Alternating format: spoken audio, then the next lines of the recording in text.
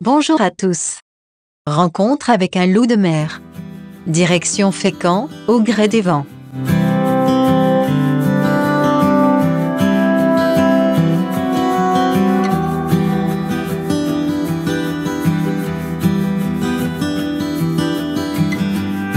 Depuis le camping-car, on voit passer un vieux gréement. Il apponte juste en face et propose des sorties en mer.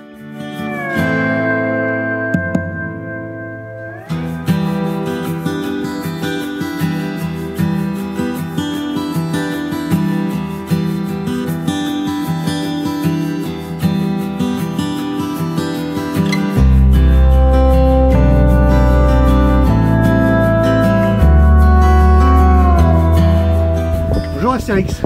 Bonjour le jeu optimiste. Dis donc, on est où là? En mer, perdu dans la brume. Il y en a souvent ici? Bah cette saison au printemps, ouais, c'est quand même assez régulier. Et là l'expression foncer dans le brouillard, ça prend toute son ampleur là.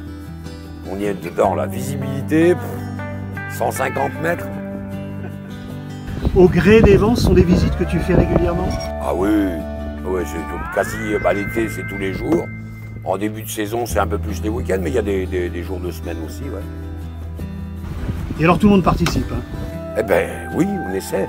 Dans la mesure où les gens sont d'accord, hein, on va pas les forcer non plus. Et c'est moi ça, non? C'est moi. C'est pas grave. J'ai trop loffé. Je suis trop remonté vers le vent. Ouais, les gens participent. Bon, ben, les grands pour la grande voile, les petits pour les voiles plus petites. C'est toujours assez rigolo. On peut être jusqu'à combien sur ce bateau? 30 équipages compris, donc 28 passagers. Et ce sont des bateaux qui datent de quand, ça? Comme moi. Là on fait moins le malin, hein. On va pas dire qu'il est vieux. C'est des bateaux qui datent des années 60, 61 pour la tente fine, 62 pour le mille pattes. C'est des bateaux construits juste au sortir de la guerre. Il y avait beaucoup de poissons parce qu'on n'a pas pêché pendant 5 ans. Il n'y avait plus de bateaux. Donc on a construit des bateaux en bois après-guerre, parce qu'il n'y avait plus d'acier non plus. Donc on a construit plein de bateaux en bois. Et puis là, c'était la pêche miraculeuse, c'était facile, la belle vie, on pêchait, les 30 glorieuses, quoi. Sauf que maintenant, c'est plus du tout la même chose, hein. Il n'y a plus de poissons, il n'y a plus rien.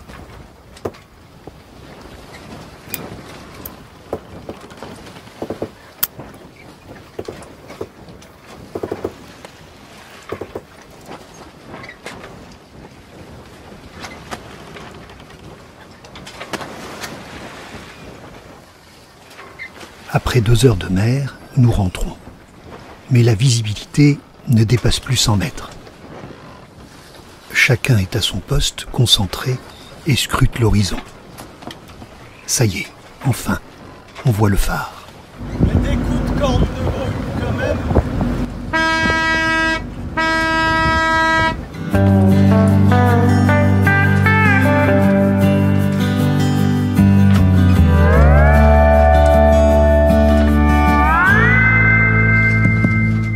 En quelques mètres à peine, nous sortons de la brume.